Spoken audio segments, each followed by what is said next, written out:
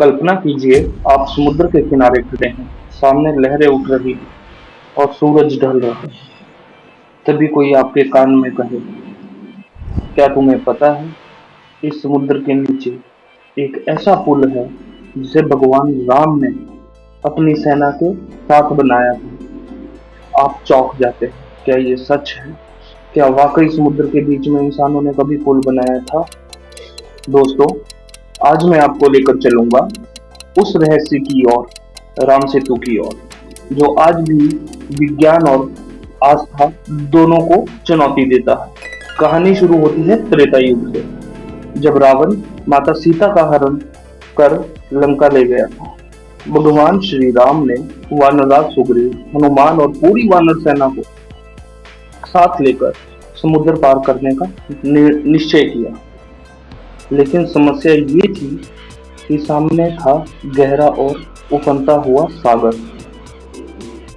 राम ने समुद्र देव से प्रार्थना की, मगर जब जवाब ना मिला तो उन्होंने नल और नील को आदेश दिया कि वे समुद्र पर पुल बनाएं। तब शुरू हुआ अद्भुत दृश्य। वानर सेना बड़े बड़े पत्थर लाती और समुद्र में डालती। ये पत्थर डूबते नहीं थे, बल्कि तैरते थे, क्योंकि उन पर राम का नाम लिखा होता। धीरे धीरे समुद्र के ऊपर एक सेतु खड़ा हुआ, 30 किलोमीटर लंबा पुल जो रामेश्वरम को लंका से जोड़ता था। राम और उनकी सेना इसी पुल से होकर लंका पहुंचे और रावण का वध किया। आज भी लोग कहते हैं कि समुद्र में मौजूद यह पुल वही राम सेतु है। अब आते हैं आज के समय में। वर्ष 2002 में नासा ने सैटेलाइट से ली गई तस्वीरें जारी की। उन तस्वीरों में साफ दिखाई देता है कि भारत और श्रीलंका के बीच पत्थरों और रेत की एक सीधी श्रृंखला है, जैसे किसी ने बारीकी से रास्ता बनाया हो। वैज्ञानिकों ने इसे लाइमस्टोन शोल्स कहा, यानी समुद्र में पत्थरों का प्राकृतिक जमाव। लेकिन कुछ रिसर्च में यह भी सामने आया कि ये पत्थर लगभग 7000 साल पुराने हैं और समुद्र तल का बेस उससे कहीं ज्यादा पुराना है। सोचिए, क्या यह वही समय है जो रामायण काल से मेल खाता हो?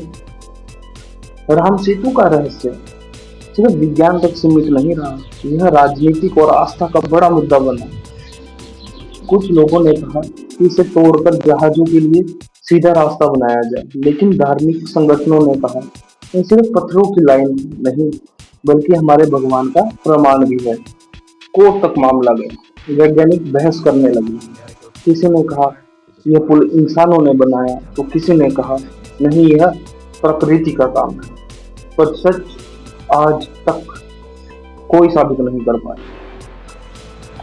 समर्थकों का कहना है कि इतने लंबे और बिल्कुल सीधी लाइन में बने पत्थर प्रकृति नहीं बना सकती, यह किसी इंजीनियरिंग का नतीजा है।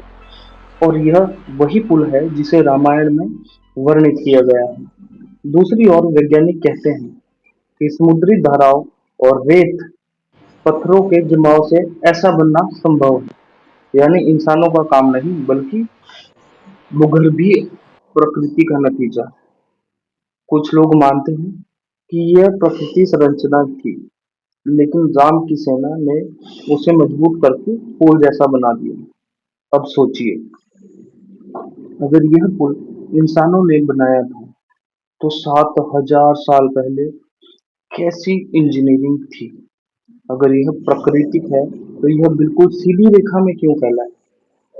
क्या यह सब सिर्फ एक कथा है या वास्तव में इतिहास की सच्चाई? राम सेतु आज भी समुद्र की लहरों के बीच खड़ा है, रहस्यमयी और अद्भुत और अनसुलझा। विज्ञान इसे रहस्य मानता है, आस्था इसे प्रमाण मानती है, लेकिन असली सच शायद समुद्र ही जानता है। दोस्तों, आपको क्या लगता है? क्या रामायण की सेना ने सचमुच समुद्र पर पुल बनाया था, या यह सिर्फ एक प्रकृति का करिश्मा है? अपनी राय कमेंट में लिखें, वीडियो को लाइक करें और चैनल को सब्सक्राइब करना ना भूलें।